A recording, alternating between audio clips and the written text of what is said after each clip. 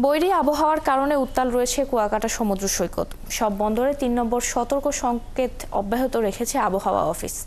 আবহাওয়া অধিদপ্তরের পূর্বাভাস অনুযায়ী উত্তর বঙ্গোপসাগর ও তৎসংলগ্ন এলাকায় গভীর সঞ্চালনশীল মেঘমালা সৃষ্টি হয়েছে।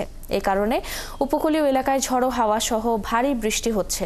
সাগর উত্তাল থাকায় আতঙ্কে ধুলাসার ও লতাচাপলি ইউনিয়নের সাগর তীরবর্তী ৬টি গ্রামের মানুষ। পর্যটকদের আবহাওয়া পরিস্থিতি বিবেচনায় নিয়ে সতর্ক থাকার পরামর্শ দেওয়া হয়েছে।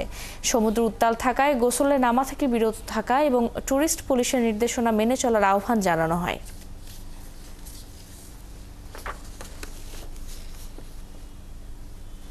এ বিষয়ে আরো জানাতে আমাদের সাথে যুক্ত হচ্ছেন সহকর্মী মিলন কর্মকার রাজু। মিলন, সেখানে কখন থেকে বৃষ্টি হচ্ছে এবং সাগর উত্তাল থাকায় সেখানকার মানুষ কি ধরনের ঝুঁকিতে রয়েছে জানাবেন।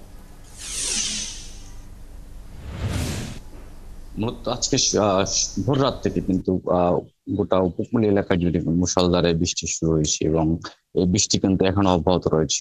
ঠিক গতকাল রাতে যেখানে শেষ হয়েছিল বৃষ্টি, আজকে সকাল থেকে কিন্তু সেই জায়গায় থেকে বৃষ্টি শুরু হয়েছে এবং মুষলধারে বৃষ্টি শুরু হয়েছে। এর ফলে যে আবহাওয়া অধিদপ্তর থেকে যে ৩ নম্বর সতর্কতা সংকেত জারি করা হয়েছিল গতকাল, সেই সতর্কতা সংকেত কিন্তু এখনো বহাল রয়েছে এবং একই সাথে যে লঘুচাপের প্রভাব সেটি কিন্তু আসলে অব্যাহত রয়েছে। এখানকার আবহাওয়া কর্মকর্তারা আমাদের যে বিষয়টি জানিয়েছেন যে আগামী শুক্রবার পর্যন্ত এভাবে কিন্তু ভারী বৃষ্টিপাত, থেমে থেমে বৃষ্টিপাত, দমকা বাতাস হতে পারে। তবে এই মুহূর্তে এখনই কিন্তু আসলে কোনো ধরনের ঝড়ের আশঙ্কা নেই।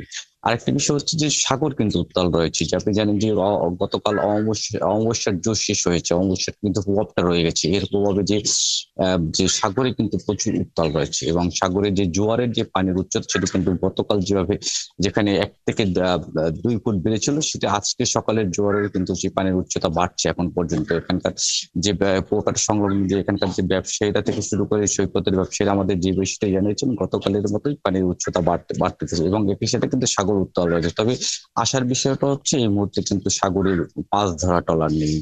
মাছ ধরা ট্রলার প্রশাসনের চোখ এড়িয়ে মাছ ধরলেও কিন্তু সেটি আসলে যে যে সিজনে যেরকম মাছ ধরা ট্রলার, হাজার হাজার মাছ ধরা ট্রলার থাকে, সেই ধরনের মাছ ধরা ট্রলার নেই। কিন্তু আতঙ্ক রয়ে গেছে উপকূল জুড়ে। আপনি জানেন যে এই যে এপ্রিল মে মাস জুড়ে কিন্তু আসলে একটি ঝড়ের মৌসুম এবং যে গত কয়েকদিন ধরে থেকে বিভিন্ন গণমাধ্যমে যে ঝড়ের আশঙ্কা করা হচ্ছে, সেই ঝড়ের আশঙ্কা কিন্তু উপকূলে রয়েছে। আপনি জানেন যে কলাপাড়ার যে ৩টি নদী এবং সাগর তীরবর্তী যে কিছু গ্রাম রয়েছে, যে গ্রামগুলো আসলে নদীতে এবং সাগরে পানি বৃদ্ধি পেলেই কিন্তু এই গ্রামগুলোর মানুষ ক্ষতিগ্রস্ত হয়।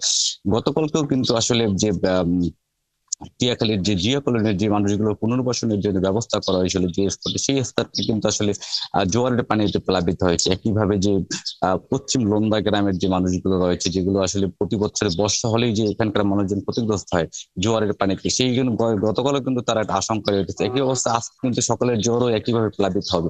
একই পাশাপাশি নাচনাপাড়া এবং বাদুরতলী এলাকার কিন্তু যে নদী তীরবর্তী কলোনির যে ৫ থেকে ৬০০ পরিবার রয়েছে, এই পরিবারগুলো কিন্তু আতঙ্কের ভিতর রয়েছে। কারণ এদেরও কিন্তু নদীতে পানি বাড়লে এই পরিবারগুলো আতঙ্কিত হয়ে যায়। এদের কিন্তু আশ্রয় কেন্দ্র ছাড়া বিকল্প কোনো জায়গা থাকে না। আরেকটি বিষয় হচ্ছে যে কলাপাড়ায় কিন্তু যে আশ্রয় কেন্দ্র রয়েছে, ঝড়ের যে প্রভাব আসলে এখন পর্যন্ত আসলে উপজেলা প্রশাসন সেই ধরনের কোনো পদক্ষেপ গ্রহণ করেনি, যেহেতু ঝড়ের কোনো আশঙ্কা এখন পর্যন্ত লক্ষ্য করা যায়নি। আগামী শুক্রবারের পরে যদি ঝড় সৃষ্টি হয়, সেক্ষেত্রে উপজেলা প্রশাসন পরবর্তী পদক্ষেপ গ্রহণ করবে, এমনটাই জানিয়েছেন এখানকার যে চিকিৎসা কর্মকর্তা। তারা একটি বিষয় বলেছেন যে এখন সম্ভবত ৩ নম্বর সতর্ক সংকেত জারি করা হয়েছে আবহাওয়া থেকে।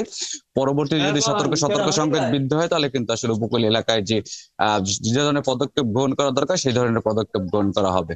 ফারজানা।